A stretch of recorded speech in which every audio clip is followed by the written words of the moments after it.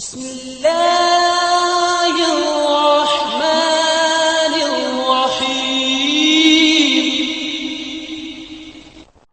اعوذ باللہ من الشیطان الرجیم، بسم اللہ الرحمن الرحیم۔ السلام علیکم۔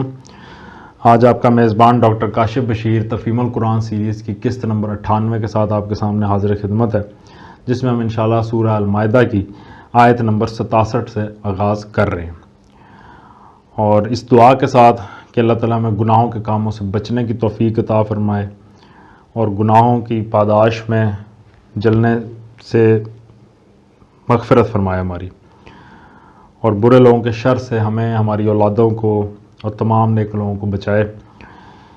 اسی دعا کے ساتھ آغاز کرتے ہیں۔ بسم اللہ الرحمن الرحیم۔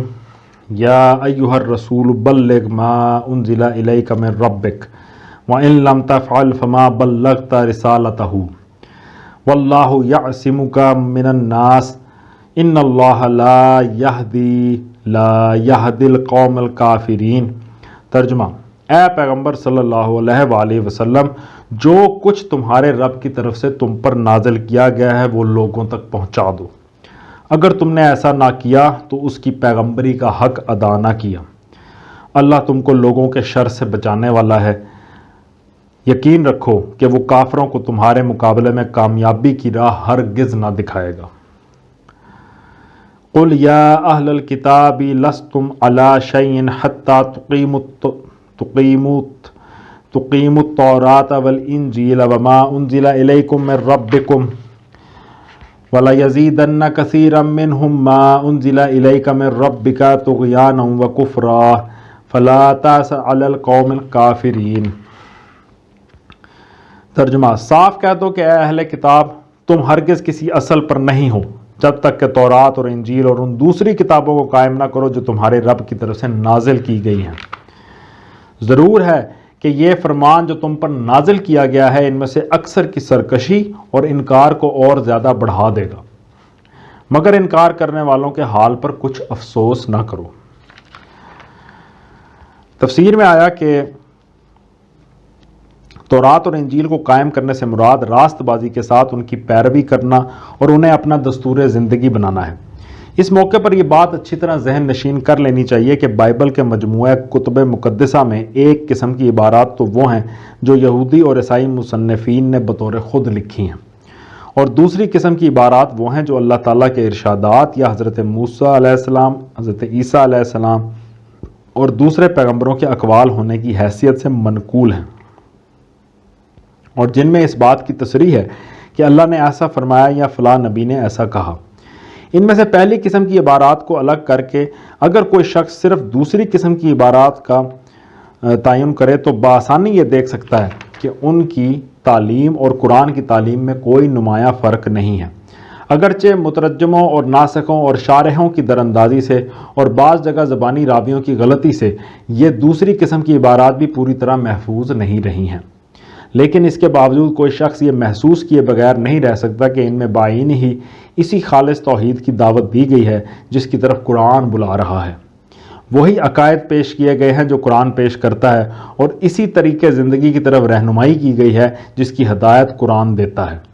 پس حقیقت یہ ہے کہ اگر یہودی اور عیسائی اسی تعلیم پر قائم رہتے جو ان کتابوں میں خدا اور پیغمبروں کی طرف سے منقول ہے تو یقیناً نبی صلی اللہ علیہ وآلہ وسلم کی بعثت کے وقت وہ ایک حق پرست اور راست رو گروہ پائے جاتے، اور انہیں قرآن کے اندر وہی روشنی نظر آتی جو پچھلی کتابوں میں پائی جاتی تھی۔ اس صورت میں ان کے لیے نبی صلی اللہ علیہ وآلہ وسلم کی پیروی اختیار کرنے میں تبدیل مذہب کا سرے سے کوئی سوال پیدا ہی نہ ہوتا، بلکہ وہ اسی راستے کے تسلسل میں جس پر وہ پہلے سے چلے آ رہے تھے آپ کے متبع بن کر آگے چل سکتے تھے۔ مزید آیا کہ یہ بات سن کر ٹھنڈے دل سے غور کرنے اور حقیقت کو سمجھنے کے بجائے وہ ضد میں آ کر اور زیادہ شدید مخالفت شروع کر دیں گے۔ ان الذین آمنوا والذین ہادوا والصابئون والنصارى من آمن باللہ والیوم الآخر وعمل صالحا فلا خوف علیہم ولا هم یحزنون۔ ترجمہ: یقین جانو کہ یہاں اجارہ داری کسی کا بھی نہیں ہے، مسلمان ہوں یا یہودی، صابی ہوں یا عیسائی، جو بھی اللہ اور روز آخر پر ایمان لائے گا اور نیک عمل کرے گا بے شک اس کے لیے نہ کسی خوف کا مقام ہے اور نہ رنج کا۔ تفسیر میں سورہ بقرہ کے حوالہ دیا گیا ہے کہ اس میں آیت نمبر 62 کے حاشیہ نمبر 80 میں اس بارے میں تفصیلاً بات ہوئی ہے۔ لقد اخذنا میثاق بنی اسرائیل وارسلنا الیہم رسلا کلما جاءہم رسول بما لا تہوی انفسہم فریقا کذبوا وفریقا یقتلون۔ ترجمہ، ہم نے بنی اسرائیل سے پختہ عہد لیا اور ان کی طرف بہت سے رسول بھیجے، مگر جب کبھی ان کے پاس کوئی رسول ان کی خواہشات نفس کے خلاف کچھ لے کر آیا تو کسی کو انہوں نے جھٹلایا اور کسی کو قتل کر دیا۔ وَحَسِبُوا أَلَّا تَكُونَ فِتْنَةٌ فَعَمُوا وَصَمُّوا ثُمَّ تَابَ اللَّهُ عَلَيْهِمْ ثُمَّ عَمُوا وَصَمُّوا كَثِيرٌ مِّنْهُمْ وَاللَّهُ بَصِيرٌ بِمَا يَعْمَلُونَ۔ ترجمہ، اور اپنے نزدیک یہ سمجھے کہ کوئی فتنہ رونما نہ ہوگا، اس لیے اندھے اور بہرے بن گئے، پھر اللہ نے انہیں معاف کیا تو ان میں سے اکثر لوگ اور زیادہ اندھے اور بہرے بنتے چلے گئے۔ اللہ ان کی یہ سب حرکات دیکھتا رہا ہے۔ لقد كفر الذين قالوا ان الله هو المسيح ابن مريم وقال المسيح يا بني اسرائيل لعبد الله ربي وربكم انه من يشرك بالله فقد حرم الله عليه الجنة ومأواه النار وما للظالمين من انصار۔ ترجمہ، یقیناً کفر کیا ان لوگوں نے جنہوں نے کہا کہ اللہ مسیح ابن مریم ہے، حالانکہ مسیح علیہ السلام نے کہا تھا کہ اے بنی اسرائیل، اللہ کی بندگی کرو جو میرا رب بھی ہے اور تمہارا رب بھی۔ جس نے اللہ کے ساتھ کسی کو شریک ٹھہرایا اس پر اللہ نے جنت حرام کر دی اور اس کا ٹھکانہ جہنم ہے، اور ایسے ظالموں کا کوئی مددگار نہیں۔ لقد كفر الذين قالوا ان الله ثالث ثلاثة وما من إله إلا إله واحد وَإِن لَّمْ يَنْتَهُوا عَمَّا يَقُولُونَ لَيَمَسَّنَّ الَّذِينَ كَفَرُوا مِنْهُمْ عَذَابٌ أَلِيمٌ۔ ترجمہ، یقیناً کفر کیا ان لوگوں نے جنہوں نے کہا کہ اللہ تین میں کا ایک ہے، حالانکہ ایک خدا کے سوا کوئی خدا نہیں ہے۔ اگر یہ لوگ اپنی ان باتوں سے باز نہ آئے تو ان میں سے جس نے کفر کیا ہے اس کو دردناک سزا دی جائے گی۔ افلا یتوبون الی اللہ ویستغفرونہ واللہ غفور الرحیم۔ ترجمہ، پھر کیا یہ اللہ سے توبہ نہ کریں گے اور اسے معافی نہ مانگیں گے؟ اللہ بہت درگزر فرمانے والا اور رحم کرنے والا ہے۔ سبحان اللہ، سبحان اللہ۔ مل مسیح ابن مریم الا رسول قد خلت من قبلہ الرسل وامہ صدیقۃ کانا یأکلان الطعام انظر کیف نبین لہم الآیات ثم انظر انا یؤفکون۔ ترجمہ، مسیح علیہ السلام ابن مریم علیہ السلام اس کے سوا کچھ نہیں کہ بس ایک رسول تھا۔ اس سے پہلے اور بھی بہت سے رسول گزر چکے تھے۔ اس کی ماں ایک راست باز عورت تھی اور وہ دونوں کھانا کھاتے تھے۔ دیکھو ہم کس طرح ان کے سامنے حقیقت کی نشانیاں واضح کرتے ہیں، پھر دیکھو یہ کدھر الٹے پھیرے جاتے ہیں۔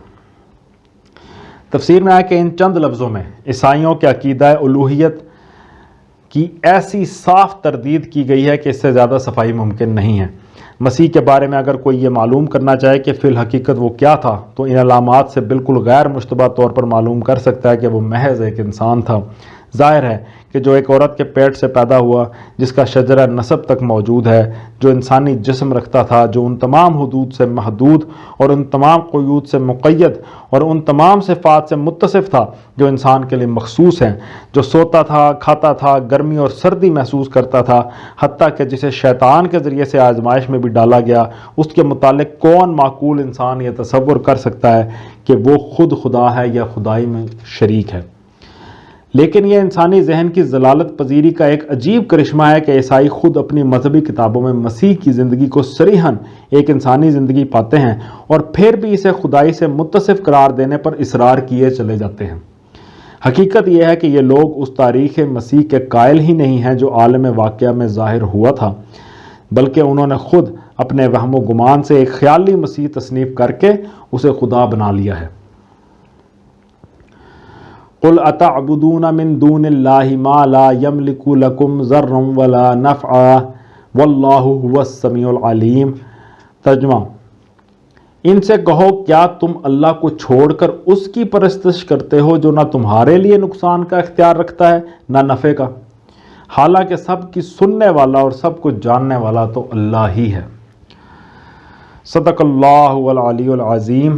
الحمدللہ آج ہم نے سورہ المائدہ کی آیت نمبر 76 تک کا ترجمہ اور تفسیر پر غور کرنے کی کوشش کی ہے، اور اللہ تعالیٰ کا لاکھ لاکھ شکر ہے کہ اس نے ہمیں اس کتاب سے نوازا، ہمیں مسلمانوں کے گھر میں پیدا فرمایا۔